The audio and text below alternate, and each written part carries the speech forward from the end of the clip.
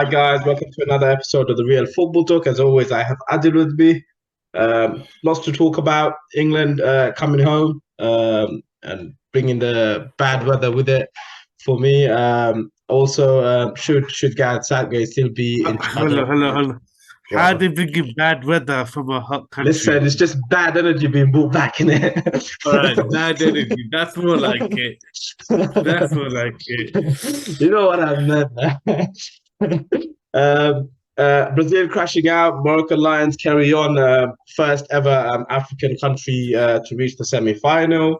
Argentina and Messi army carry on to the semi-final, and obviously France, the world champions, still in there. Potentially could be one of the first, and I think it was 1962 to win back-to-back. But yeah, let's get started. Let's get straight away into England. Adil, um, disappointed considering what a game we had and the opportunities we had. What did you make of it? Um, yeah, share your thoughts on the disappointment. Thought England played well, and kind of what it comes back to what I thought before the tournament, which is the biggest test was whether Southgate has a winning mentality and whether he can instill a winning mentality in a squad that lacks winners Mm, or leaders that were the main winners at club level. Like if you look at all the successes recently of, City and Chelsea and Liverpool, uh, the England players weren't the key driving force. I know people say Henderson, but the status he has at England and the status he has at Liverpool is completely different. mm. And yeah, if they built this team around the leadership qualities of Henderson, then fine. But they haven't. They've built it around Harry Kane and other players are the leaders, and they're not the guys that are when it comes to the crunch time driving the team to win the title. So I always questioned that, and it came back because really, Do you know what it is? It felt the team felt like after going 2-1 down, even after missing the penalty, they were doing a lot of thing on emotion rather than actually what's required. If you see that someone you can see how much he meant to like Jude Bellingham, but you can see a lot of the things he was doing purely out of emotion. So where are the senior players there pulling this guy together? Come on, we can still go and get that. After Harry Kane missed the second, he looked shell shocked. I just think the old flaws of Southgate manifested itself in a more disguised way.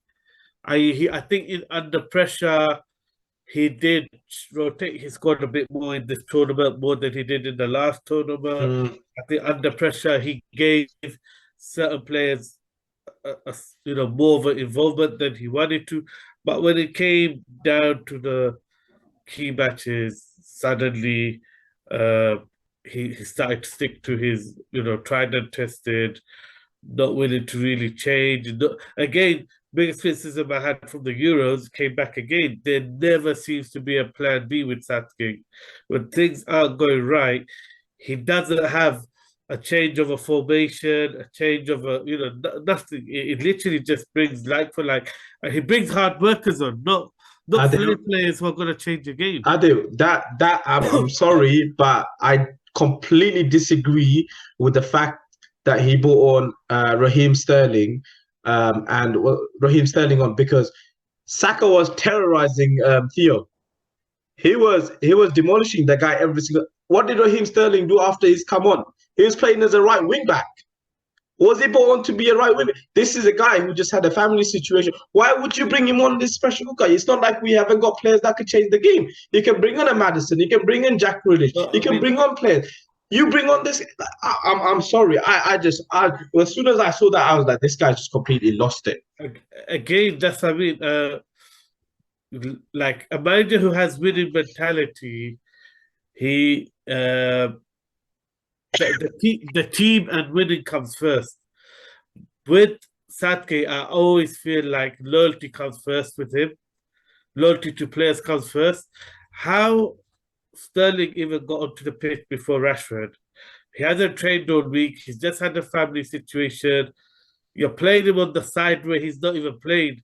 You No, know, no. he came out with the stupid comment about Foden not bringing him on in the 10 against USA because he doesn't play in his position in that position. When no does Sterling play right wing back or right wing for Chelsea? He did last season for City, but certainly not this is so. It's yeah, it didn't make sense that you have a 4 player and you bring him on like with 7 minutes to go, Rashford or something on the 8-10 minutes. It doesn't make Listen, sense. I get the idea. You need more energy. Maybe Saka's legs were running out. Okay, fair enough. So bring Not at on that Rashford. moment. He was the most influential player on the Thank pitch at you. that moment. Exactly. So okay, fair enough. All right. They got stats. Whatever they can see, his energy is low. I'll give it to him. So then bring on Rashford. Yeah, I just think, and again, this is the thing. Everything just always seems premeditated in terms of who, and there's no part of it which is you're actually watching the game and analyzing what is going on in the game. It's like no matter what, I have to show my loyalty to Sterling. I have to show my loyalty. Due to pressure from the media, I'll have to bring Rashford on at some point. I can't take Harry Kane off no matter what. He's my cap. There's certain things he does, which is again loyalty to players or media or pressure over actually watching the game and winning the game. That's not the first priority. The That's the back problem. the back line of the French team was so scared. Even Phil Foden was winning headers in the box of the French opposition. I mean that tells you he was beating Jules Conde every single time. So I mean it's I just Foden does have a very good lead, by the no, way. but no fair. But come on, as Jules Kunde is a centre back, you expect him to dominate someone like Phil Foden, no doubt. But the even bringing on Man, you might say, oh, okay, it's a great decision. Man won the penalty, but that was a stupid tackle from Theo Hernandez. But But why not in Saka that had moment? Theo We need the Hernandez on goal. Bring on toast. Madison. All I know is Saka had Theo Hernandez on toast. Couldn't understand how. And even the thing of I know Rashford scored 1 free kick. It's a great free kick, but he does not come close to Madison. No, Bring no. on Madison last 10 minutes. You know Let you him have take a that free kick, kick. and you want him to take it. I don't know.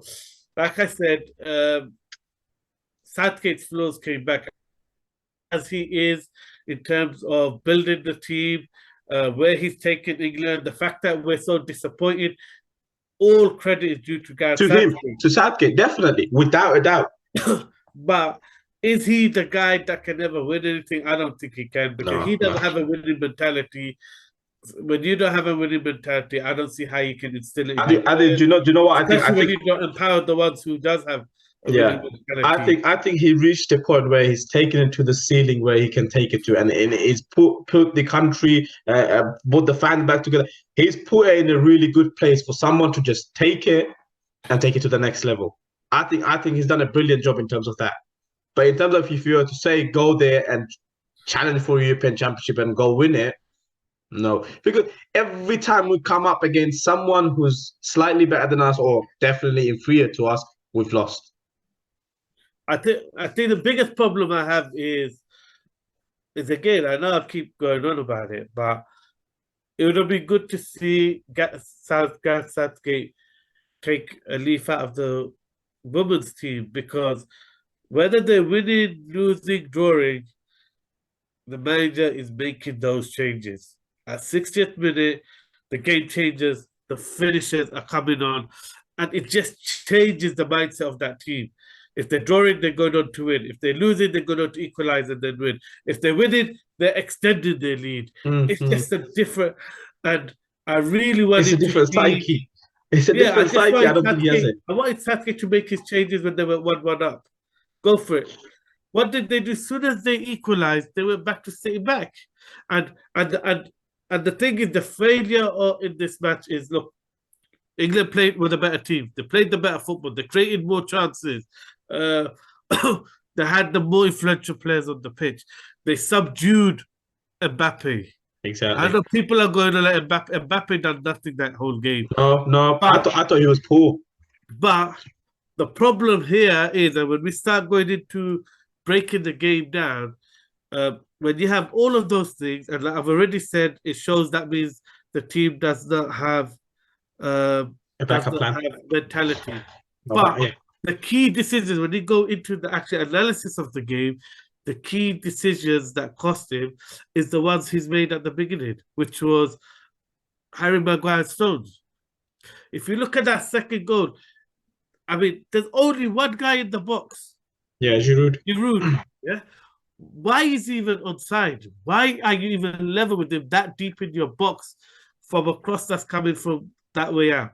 Well, I mean, the ball went out, so you should have stepped out anyways. No, but my thing is when Stones, he always does it. He goes into no man's land, and he always goes way beyond the 6 yard box. He does this even at City games. I always see him. He's actually terrible at it. And always someone like Diaz or someone else, Laporte always ends up bailing him out. He's got position of flow when it comes to crosses from that side, from the left-hand side. I always noticed that. So he's done what he's always done, which is marking no one in an area of the box. Why he's more interested in helping the fullback if he gets beaten by the winger, rather than maintaining your position. Now you've left too much space for Maguire. Now it comes down to poor defending from Maguire. You can see the man ahead of you. You can easily play offside. As that cross guy push up, Giroud is offside. Giroud can't see you. No, no. But you can see him. You can see his offside, step up. Instead of panicking and technically doing an own goal, because it brushed off his shoulder, went in. Instead of panicking, if he was on form, if he was a good defender, he'd have stepped up, played Giroud offside, end of story. But at the end of the day, he's a player off form. Not I mean, he hasn't played many games. There's no confidence. What do you expect? I just don't get how a cross like that at this level can beat you, and how a defender, I mean, striker can be free in the box. You know, you can see him in front of you, and he's still onside. That's terrible defending. The worst why thing, not mark him? If you don't understand how to play offside, why not just mark the guy? He's the only player in the box. Grab him. What you do to every other player, hold him outside. Hold him. Restrict his movement. Don't let him get just block his run. Just block his run. Block his run. Then he's not getting there. I don't understand what Maguire was marking, who he was marking, why Giroud was left alone. Most defenders would have stepped up, played Giroud offside, get on with the game. So, you know, it's and again, that is a poor decision. Taking a player who's out of form and getting him to play, you know, key moments cost them. You know, even if you look at Harry Kane's run up, it looked shorter than normal. That run up looked shorter. He done something different. It's unfortunate that he missed. You know what? You know when Harry Kane takes a penalty, if he's against Arsenal, he'll guaranteed score. But for some reason, I just knew he's gonna miss because he just did not seem himself. Because if you look at the contrast, the first penalty he took to the second, day-night difference. I mean, first one, he reset himself. He took so long. He reset himself. But he took his time. He composed himself. Knew what he's doing. This one, he felt like he was rushing it. He just wanted to get the moment over, rather than anything. Yeah, he rushed it. He rushed it, and it's disappointing. And you know, they never got to grips with Griezmann in the whole game. No. You know, Bellingham was actually struggling to pick him up because he was playing. He was playing 10, 8, 6, everything. No, but that's where the problem is because his main, in terms of France's build-up play, he was the main outball. He was the main guy. they're slipping the ball into. And because they knew Bellingham likes to press, they positioned him behind Bellingham so that they can get the ball in. Now, normally in a team where everyone's confident, the centre back will come out, go in tight. But because Maguire's not full of confidence, he's staying back. So what happened was Shaw could not press on Dembele because the 1-2 with Griezmann was always on, because no one's on Griezmann. Griezmann's free in that inside left position the whole game. And that's what allowed them. All the build-up of the attacks were always down that side, always through Griezmann and Dembele. It's because they always had 3-on-1 there. Shaw was always outnumbered, especially when Koundé pushed up as well, was always outnumbered. The Bellingham is tracking back, but the build-up and the getting into the attacking position has already happened. The threat has already happened. But so, shouldn't that be adjusted by the coach, by Southgate, seeing surely in the second half should have rectified that. You could have but you don't always have to rectify it if you don't see it as a threat. The problem is the first goal comes from that build-up, as in, it gets down that position. Griezmann is free. He draws someone out, plays it to Shimoni. So the two goals, if you look at it, they're really soft goals. Even the first goal, I'll tell you what, I don't get what Henderson and Belly, they went so deep, almost as is to mark Maguire and Stones. I just could not understand that. If Bellingham, even one of them, stayed at the edge of the box, because both the midfielders were outside, edge of the box, that goal, I think, doesn't happen, because as soon as that pass gets played, he's probably taking a defensive touch out. So that's where we said, they contained Mbappe. But that doesn't mean Mbappe didn't have a big effect. Because that first goal was all Mbappe. Yeah. As in, when he went through and Rice were, sliding in, thinking he could win the ball against the fastest player on the planet, ate dirt on the ground, and then what happens is everyone has panicked and they followed him into the box. So Bellingham, so the whole media hype around Mbappe did affect England, because so many of them went following Mbappe to stop the ball into Mbappe that they went into the box, and that's why allowed Germany the space. And so even without having to play, it was a great strike. It was a great strike from him. It's a standard strike. I still think I'm with some of the pundits. I think good keeper saves that. If you look at it, he puts his weight on his left leg. He wastes a lot of time by going left first. A good keeper reads that a bit earlier and saves it. That's smart. Well, I mean, maybe the fact that he went through Bellingham's leg, that's why he kind of obviously. But he still had sight of the shot. He moved for the shot too late because he put his weight on the left side. So that means he was expecting to go open up. Yeah. And that's where the problem is Pickford guesses where you're going to shoot rather than assess. Again, just key errors, I think. But brings me back to my key question. What do you think? Should Gareth Southgate stay or leave, or should he resign, or should the FA sack him?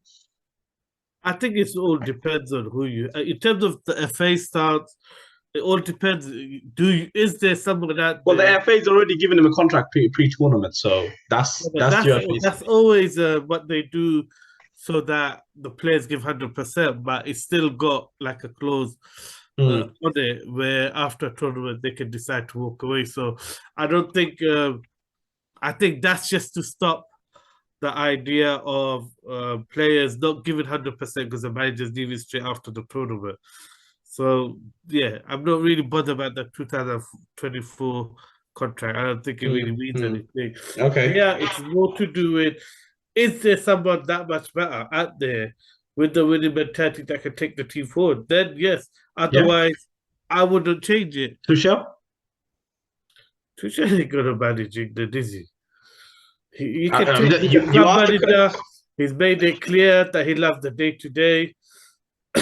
I don't see that happening. Well, there's Put reports it, saying put it, put Pochettino. it, put it this way: why would Tuchel take on England job when the Germany one's pretty much? Mm, mm. I know they've backed Hansi Flick, but if they've backed Hansi Flick, is because Tuchel has rejected them. What about Pochettino then? Nah, I don't see it. He's not much different from Southgate, in my opinion. In terms of Mm. he'll set up a team, he'll play decent football, he'll develop players, but he hasn't got a winning mentality. So so that does that mean then you think they should carry on with Southgate? I think he'll struggle to progress the team any further than where he's taken them now. As in, do I believe England will win European Championships under Southgate? No, I don't. But when they get to semis, quarters, possibly final, yeah, it all depends on who they play. That's the thing with the European Championships when they got to the semis, to the final and to the World Cup. You know, they played teams, big teams when they were in their prime, and they got through and they beat them. But as soon as they play a team in their prime, I they mean, need that to Germany team concede. was awful. So, like, I mean, yeah, even though it was a big poop, you Yeah, can, everyone can see what's happened to Germany since then. yeah. You know, you can't. They haven't got a great squad. I mean, they've got good individuals, but they haven't got a great, especially attacking wise, they're all right, but defensively, Mm. you know, Sule is worse than Maguire. But completely thrown me off by saying Sule's worst. Yeah. Well, do you not agree? Have you No, been watching I the don't. World But Cup? I'm just saying you thrown me off track for what I was gonna say. Um, but so yeah, for me personally, just thinking, I think it's a good time, a good place for us to move on and let somebody else take the mantelpiece and a new challenge to build this team. I think you have to be careful what you wish for, unless you actually have a better manager Mm. coming in who can add that, play good football still, is a modern young manager, so can handle the media, can connect with the vibe and the young your What squad. about okay? Let me throw a name in there. Cooper. Yeah, I'd say yes. He's back. He's proven. Well, that's why I said it. It was an under 17 World Cup, wasn't it? Yeah, Yeah. but So I don't know. I think if you're gonna have someone who adds that little bit more of a winning culture than Southgate does. But Southgate creates a really good, great happy environment. environment, Mm. great relationship with the media, with the fans, connecting. He's rebuilt this England nation to a team that everyone loves, everyone's connected with. You can see the happiness of the players. You can see how close they are. I mean, I've Well, I never mean, seen Adi, so many even players praise players of the yeah. opposition club. I mean, the amount of Man City players praising United players, I was like, this is Oh, strange. I mean, Adi, even Madison came out and praised Southgate, and the guy hasn't even played a game in the whole Yeah, tournament. and you can tell there's a real close bond with this team. These are all things that Southgate has done. He's created. No, And no, I don't credit, think but you can just dismiss it easily. no, but Only is it a thing? Is it a thing like Belgium when they had their golden generation and they missed it because they had Roberto Martinez as their manager? Is it a similar case here with England that they I because they think haven't got the right manager, we're not gonna take that I next think step? I think that's an excellent example. This is the example of both managers are very similar. They're good at creating a culture.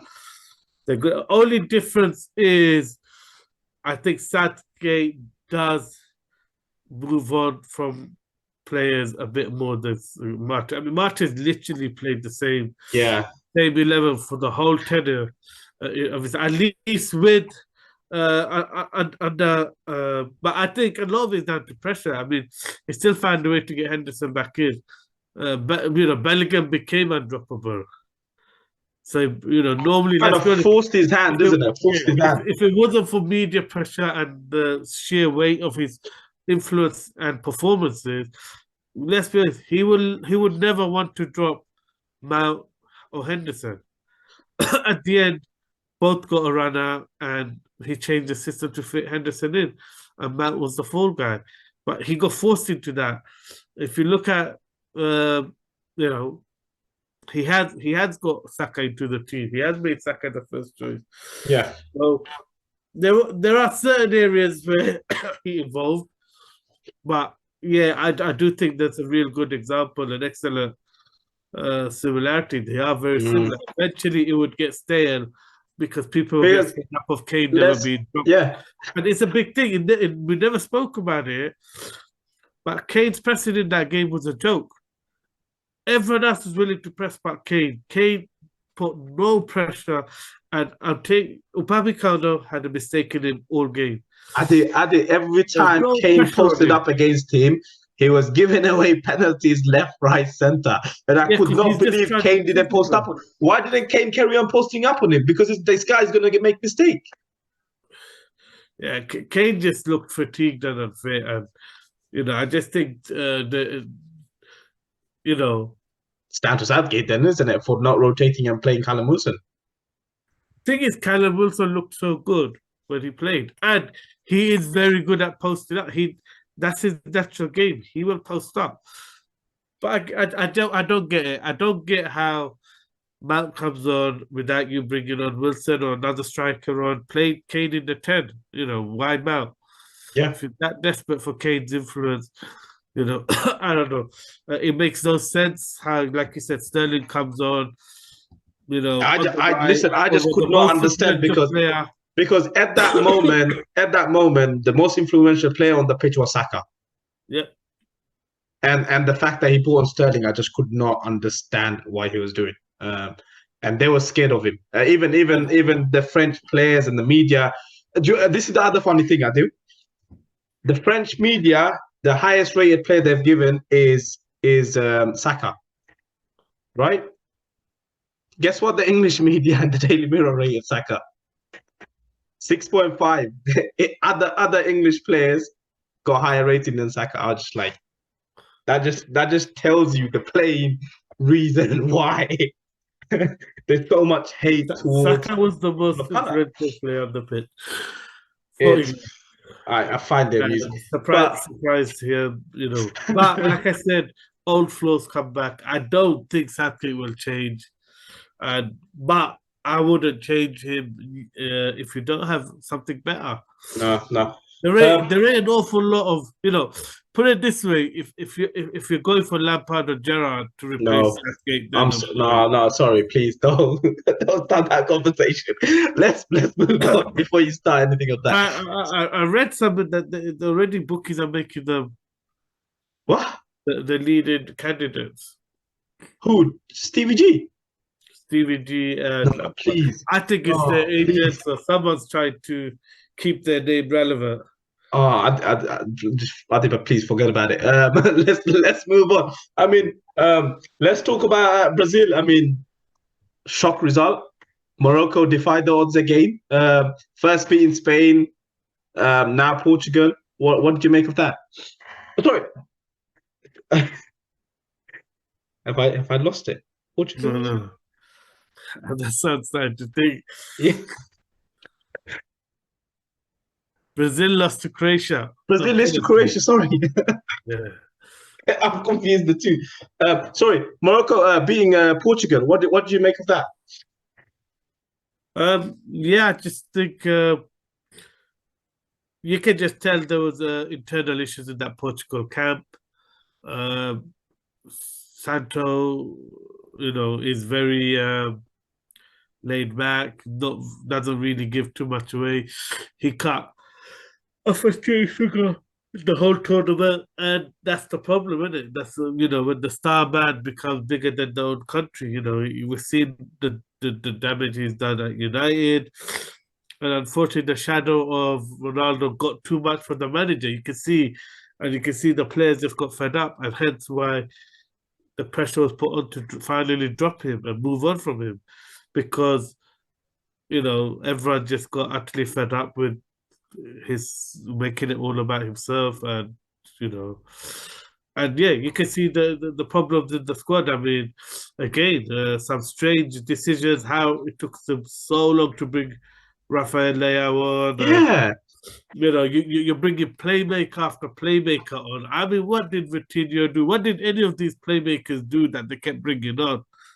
I'm not gonna lie. What's this Otavio and like they didn't do anything. I'm sorry. Yeah, I just think strange decisions, and yeah, I mean, Morocco deserved it. They were the committed team. I have to say, find of the tournament for me, Unahi. Well, no, yeah, Oh yeah. my God. What a find that is. I was like, who is this guy? Dribbles like a winger, does skills like a winger in central midfield. Like, amazing. But So even you got to rate what's his name Amrabat as well. I think he's been brilliant for them as well. Just I thought Amrabat's been good in the tournament, but I'll be honest, um, I thought he was quite poor against Portugal. He was mm, not playing as good as he should do. I thought he's non-existent, really. On the ball, he was not the guy dictating the play like we've seen him in earlier matches. Against Spain, I think maybe that took a lot out of him. But yeah, he's a quality but player. still winning those second balls every single time is I, always I, pretty I much think him. the biggest thing is they had their first three centre backs out. They played their fourth and fifth centre backs. Yeah. And, you know, can't really say they put a foot wrong. Can't really say Portugal. And the problem for Portugal was they had, over the whole pitch, you had Octavio and Bruno Fernandes getting in each other's way the whole time. Bruno Fernandes demanded to be the playmaker. You can see a couple of times he just kept insisting taking the ball off Octavio's free. I just thought it's strange. The lineup certainly confused their balance. Mm, And yeah, Morocco deserved it. Loved the passion, loved the heart, yeah. loved the way they just, I, on those I counter love attacks, they I commit love six, I seven love the players. celebrations as well. I mean, even like if you saw like the video of Bufal celebrating with his mom and their family, it's amazing to see. Amazing to see. I mean, Yeah, and the Nasari's goal is the highest jump I think since the big man done it himself, Ronaldo. I think for that header. what a leap that That was. is I think record. even if the keeper went out in line for that ball, he wasn't getting to it. Even with his hands, he was not reaching that. I mean, that leap was phenomenal. Something else. That's art. That's a piece of art. The way he leaped for that. You know, when he retires, he needs to have a go at the Olympics high jumping. Definitely needs to give it a go. But yeah, deserve. I think deserve the way they've played. I think they deserve to be there in the semi-final. And it's not like they've beaten anyone easy or had an easy ride. They've earned every single game they've won. What do you make of Brazil getting knocked out by Croatia and Tite leaving his post? Yeah, I mean the TT one wasn't surprising. That was announced beforehand. Uh, they choked. They took the lead and they sat back, and then in extra time, they choked. They were, and again, it's a lot of the blame has to go to TT. I criticized him. Well, privately, I criticized him um, in the group stages because I just don't like when managers keep making changes for the sake of changing it. I'm not going to lie. There was a bit of a personal reason. It's getting annoyed. He kept taking on Ricarlison when I predicted him for Golden Boot.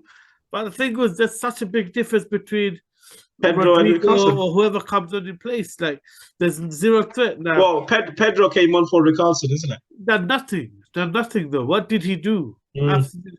Every change, like Anthony, the whole tournament, he's been rubbish. Absolutely, like all he does is take a shot, wild shot. Does not look to pass, does not look to link up, just greedy. Yeah. So everyone else playing nice football, then you got Anthony trying to get the limelight. You bring in a Fred. Come on, you got Bruno Guimaraes on the bench. I did. You need a goal. Do you Bring know in a what? Fred. I just could not understand even the goal they conceded. The fact that six of their players went out to chase their ball down. I could, He including was the your furthest player on the boyfriend, pitch. including your boyfriend. Yeah, he was the Run, furthest player on the running pitch. to a no man's land when you got a 1-0 lead. I just could not understand that. That's just pure arrogance of thinking, oh, you know what, we got this. Yeah, And but then, at the end of the day, look, listen, one time, what are Fred's qualities? He's a headless chicken. He's got the energy. He's just go got a run buzz around, around. 1-0 up go in a run hard around. fought contest against a technically good team. You need brains. You need Guimaraes. You need people who are going to buy a foul, waste Oh, time, even it's play not in the like right areas. you got Fabinho on the bench as well. No, but that's too defensive. You No, get it. but You don't need. I'm saying you can shore it up. Adu. It's 80 odd minute. You can shore it up. But you have the best player going on your bench when it comes to timing. We've said it the whole Premiership season. Anyone comes Yeah, close to him, he's he's either winning a gone foul. past you He's or he's winning a winning foul. a foul. He knows how to kill a game. He knows how to get the ball in the right area. You have a midfield maestro. Bring him on. Mm. You take Paqueta off and bring Fred. I mean, come on. Deserve to lose on penalties.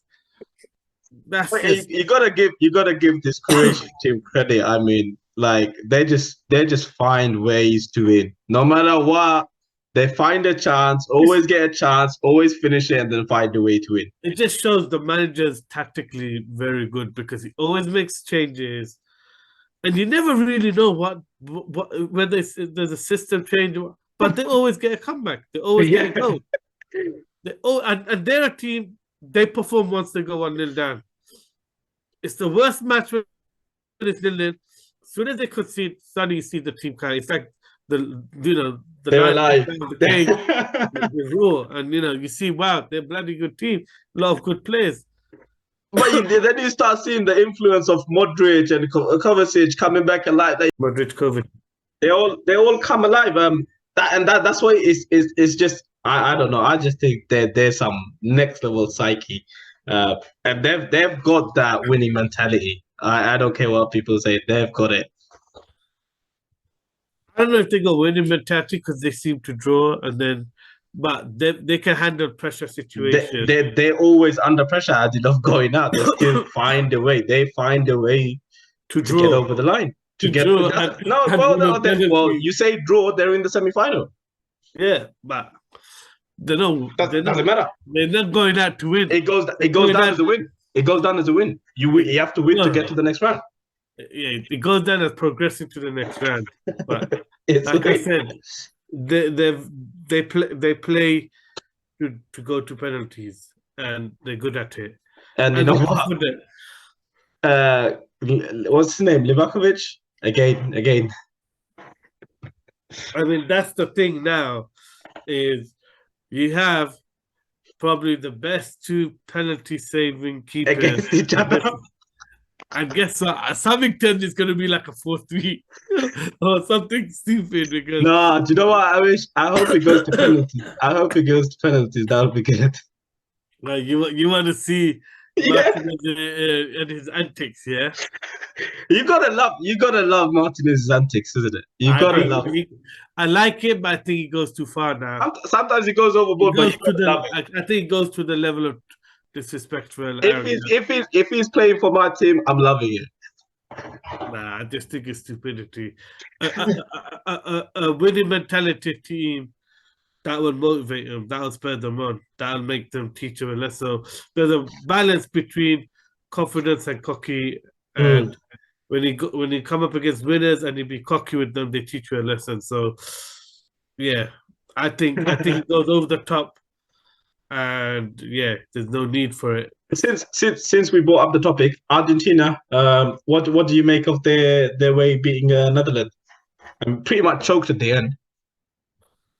Yeah, again, they're winning games through moments, Messi moments. And Messi's getting a lot of penalties, and I just Great see ball, a great lot ball of for the soft first ones, goal. a lot of soft one, but that vision, that weight of pass, even the finish, the touch and the finish, Yeah, from Molina. the Yeah. early, the great touch with the recognize to take it with your left foot. Great play all round. But up until that, it's quite an even game. So I don't know. Argentina is one of those teams where they're the Atletico Madrid of football. As soon as they go 1-0 up, you don't want to watch the game. They suck the life out of the match with the fouling, play antics. It's too much. It's not football. It's not what you want to watch at a World Cup. And even though they're my predictions to win, Me too. because of the way they go on, I hope they don't win. I actually just Wow. because I just don't want a team winning that resorts to that level of gamesmanship, Hmm. time wasting and play acting, and it's silly. It's not football. It's not what we want to see. I don't want to see that rewarded. And it's a shame because they have some of the best players in the tournament. You got Messi turning up finally and performing in the World Cup. I mean, that's really good to see. And Yeah. Enzo Fernandez just looks absolutely amazing. You got The beast. Yeah. McAllister even looking really good. There's a lot of players there that are looking good, playing well. Yeah, I mean, they would. there's only one player that's been a disappointment from the Argentina. Stop it. Stop it, Adil. I tried warning you. I tried warning you. Listen, I don't know what's happened to him, but yeah, for God's sakes, man, let's not talk about. He'll get, It's he'll all get, about a hat- Alvarez. he'll get a hat trick next game if he starts. It's all about He'll Alvarez. match Richarlison next game. But do you know, I was really looking forward to seeing a Brazil, Brazil and Argentina semi-final, but looks like that's not going to happen. Um, do you think Argentina would beat Croatia? Yeah, I think they were. They feel like their team that's on a mission that has um, a divine right to win the World Cup for Messi. It just feels like they got that self belief that no matter what, they're gonna come through it. Yeah. And I think just struggling in the group stages has just galvanized them. And the man of their wins is it just feels like it's a moment, but those moments feel so like poignant, so important, so like it's meant to be, and you just see it. Messi and the whole team believe it's their time, and that belief that they have doesn't matter whether they're playing good or play acting or whatever. That squad has some serious self belief that this is their moment, and it's written that Hmm. one of the greatest players of all time gets to get his World Cup, Wow. the missing trophy from his. You can't top that, Adil. But in terms of the other side, France versus Morocco, what do you reckon is going to happen there? Can Morocco be the first ever African nation to get to the final? Can they make They, history again? they can, but they won't.